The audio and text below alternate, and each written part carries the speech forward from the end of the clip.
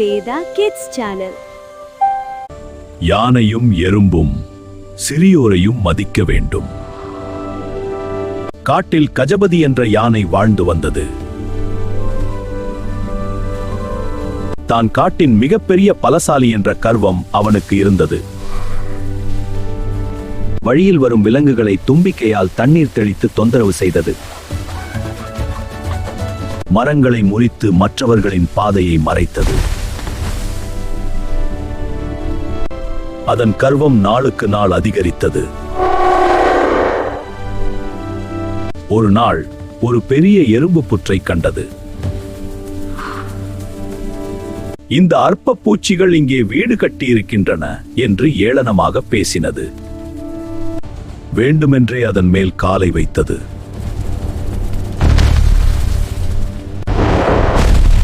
எறும்புகள் சிதறி ஓடின. எறும்பு தலைவன் தைரியமாக வெளியே வந்தது. யானையாரே, இது எங்கள் நீண்ட கால உழைப்பு. உருவத்தில் சிறியவர்கள் நாங்கள், ஆனால் எங்களுக்கும் வாழ உரிமை உண்டு. யானை அலட்சியமாக சிரித்தது.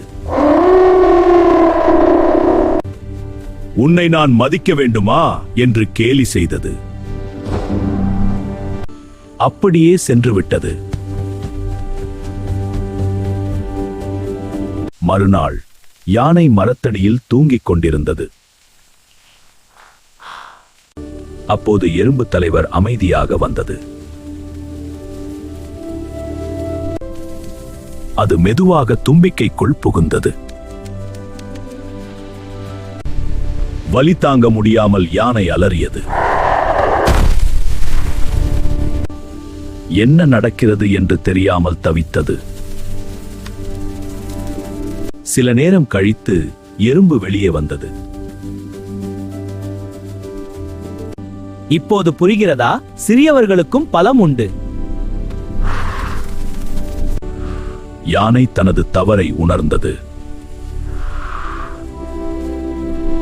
ஒருவரை மதிப்பது அவர் உருவத்தை பார்த்து அல்ல, அவர் ஒரு உயிர் என்பதை பார்த்து இருக்க வேண்டும். நீதி உருவத்தில் சிறியவர் என்று யாரையும் குறைத்து மதிப்பிடக்கூடாது. ஒவ்வொரு உயிருக்கும் தனித்துவமான பலமும் மதிப்பும் உண்டு. அறிவை மதித்த மன்னன் பண்பே உயர்வு. மன்னர் விக்ரமன் ஒரு சிறந்த வேட்டைக்காரர். ஒரு நாள் அடர்ந்த காட்டில் ஒரு மாயமானை அவர் கண்டார். அதை துரத்தி அவர் ஆழமான காட்டிற்குள் சென்றார். அவரது படைவீரர்களை இழந்து அவர் வழி தவறி போனார். பொழுது சாய்ந்தது. பசியும் தாகமும் அவரை வாட்டின.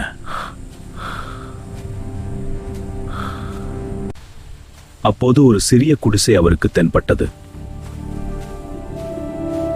அங்கே ஒரு முதியவர் அமைதியாக அமர்ந்திருந்தார். மன்னர் மிகவும் களைப்பாக இருந்தார். முதியவர் இன்முகத்தோடு அவரை வரவேற்றார். ஐயா, இதோ இந்த நீரை பருகுங்கள். நன்றி முதியவரே. குளிர்ந்த நீர் மன்னருக்கு புத்துணர்ச்சி அளித்தது. தன்னிடம் இருந்த எளிய கூழையும் அன்புடன் கொடுத்தார். மன்னர் நன்றியுடன் அதை ஏற்றுக்கொண்டார். அவர்கள் பேசத் தொடங்கினர். உன் ஞானத்தை பகிர்ந்து கொள். ஆம் மன்னர். முதியவரின் ஒவ்வொரு சொல்லிலும் ஞானம் ஒளிந்திருந்தது. அது மன்னரை வியக்க வைத்தது. உங்களுக்கு இவ்வளவு அறிவு எப்படி வந்தது? முதியவர் புன்னகையுடன் பதிலளித்தார். மற்றவர் உணர்வுகளை மதித்தாலே மனம் அமைதியாகும். உண்மையான போதனை அரசே.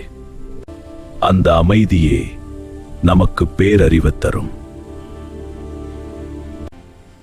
மன்னர் தனது கர்வத்தை உணர்ந்தார். பதவியால் வரும் மரியாதையை விட ஒருவரின் பண்பாலும் அறிவாலும் வரும் மரியாதையே உண்மையானதும் நிலையானதும். பண்புடையாரை பற்றுவதே அறிவு.